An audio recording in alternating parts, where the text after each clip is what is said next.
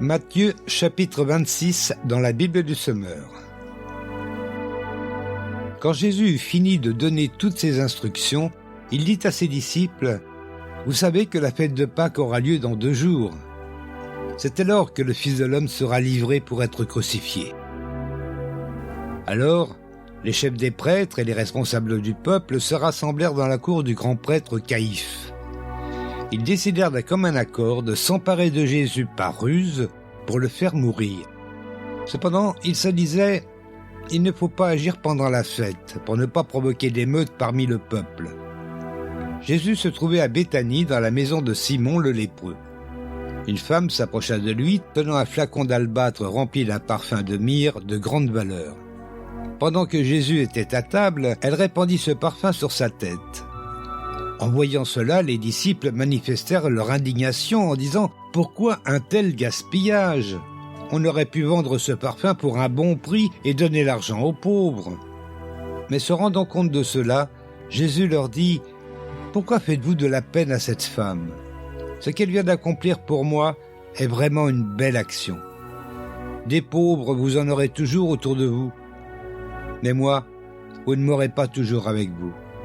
Si elle a répandu cette myrrhe sur moi, c'est pour préparer mon enterrement. Vraiment, je vous l'assure, dans le monde entier, partout où cette bonne nouvelle sera annoncée, on racontera aussi, en souvenir d'elle, ce qu'elle vient de faire. » Alors l'un des 12, celui qui s'appelait Judas Iscariote, se rendit auprès des chefs des prêtres pour leur demander : « Si je me charge de vous livrer Jésus, quelle somme me donnerez-vous » Ils lui versèrent 30 pièces d'argent. À partir de ce moment-là, il chercha une occasion favorable pour leur livrer Jésus. Le premier jour de la fête des pains, sans levain, les disciples vinrent trouver Jésus pour lui demander : « Où veux-tu que nous fassions les préparatifs pour le repas de la Pâque ?»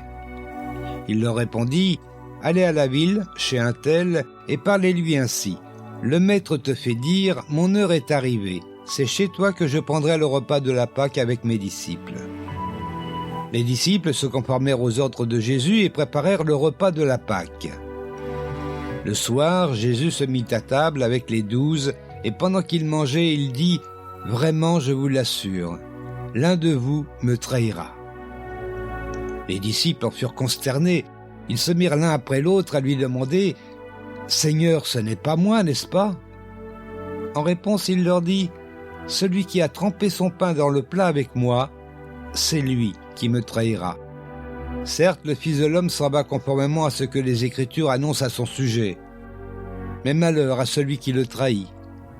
Il aurait mieux valu pour lui n'être jamais né. » À son tour, Judas, qui le trahissait, lui demanda : « Maître, ce n'est pas moi, n'est-ce pas ?» ?»« Tu le dis toi-même, » lui répondit Jésus. Au cours du repas, Jésus prit du pain, puis, après avoir prononcé la prière de reconnaissance, il le partagea en morceaux. Puis il les donna à ses disciples en disant : « Prenez, mangez, ceci est mon corps. » Ensuite, il prit une coupe et, après avoir remercié Dieu, il la leur donna en disant : « Buvez-en tous. Ceci est mon sang par lequel est scellée l'alliance. Il va être versé pour beaucoup d'hommes, afin que leurs péchés soient pardonnés. Je vous le déclare, désormais, je ne boirai plus du fruit de la vigne jusqu'au jour où je boirai le vin nouveau avec vous dans le royaume de mon Père. » Après cela, ils chantèrent les psaumes de la Pâque. Ensuite, ils sortirent pour se rendre au mont des Oliviers. Jésus leur dit alors : « Cette nuit, ce qui m'arrivera vous ébranlera tous dans votre foi. En effet, il est écrit : Je frapperai le berger, et les brebis du troupeau s'enfuiront de tous côtés. Néanmoins, quand je serai ressuscité, je vous précéderai en Galilée. » Pierre prit la parole et lui dit : « Même si tous les autres sont ébranlés à cause de ce qui t'arrivera, moi je ne le serai pas. » Jésus reprit : « Vraiment, je te l'assure, cette nuit même, avant que le coq ait chanté, tu m'auras renié 3 fois. » Pierre réaffirma : « Même s'il me fallait mourir avec toi, je ne te renierai pas. » Et tous les disciples dirent la même chose. Là-dessus, Jésus arriva avec eux en un lieu appelé Gethsémané. Il dit à ses disciples : asseyez-vous ici pendant que je vais prier là-bas. » Il prit avec lui Pierre et les deux fils de Zébédée.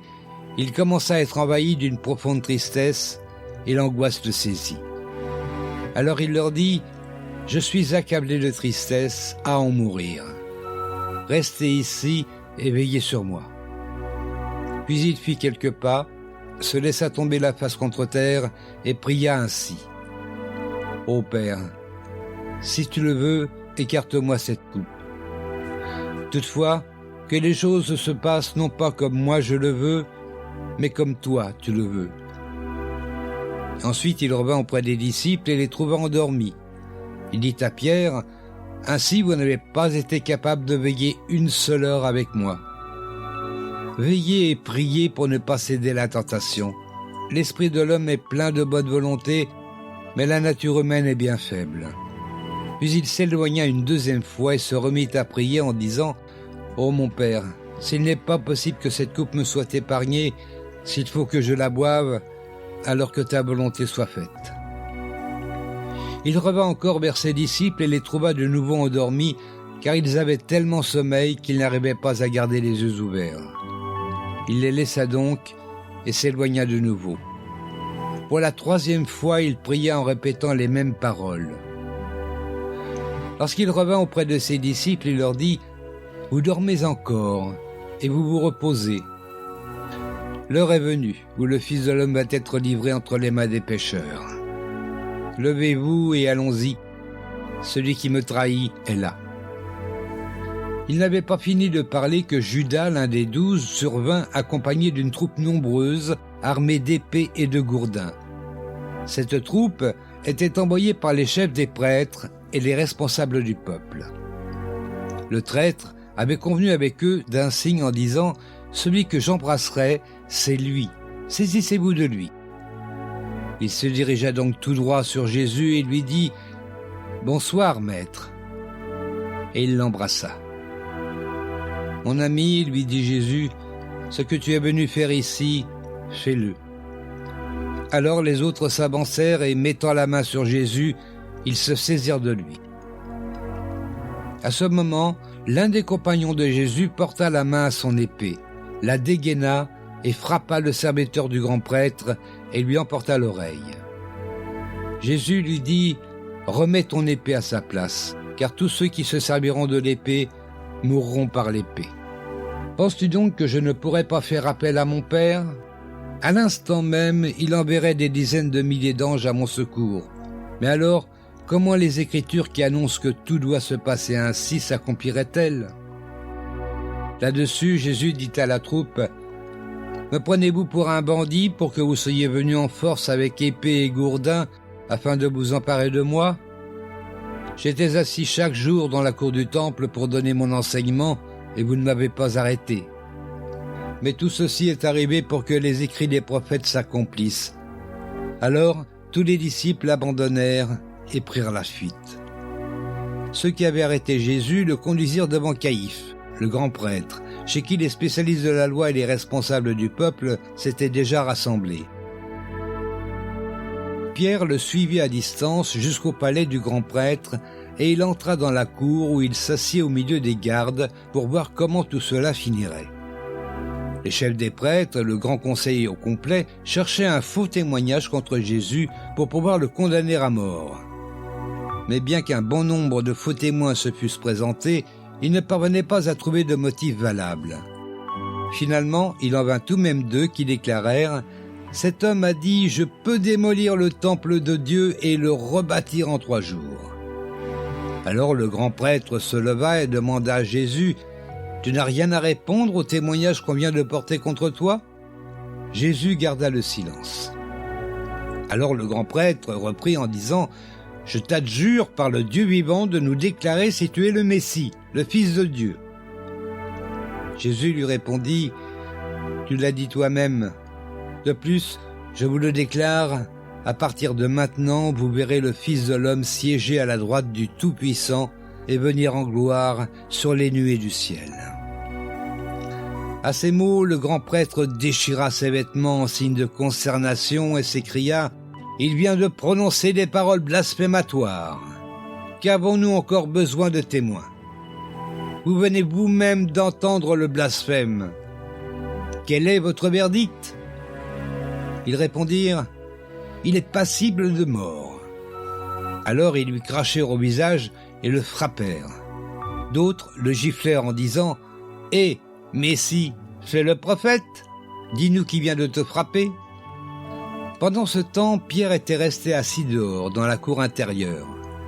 Une servante s'approcha de lui et dit, toi aussi tu étais avec Jésus le Galiléen.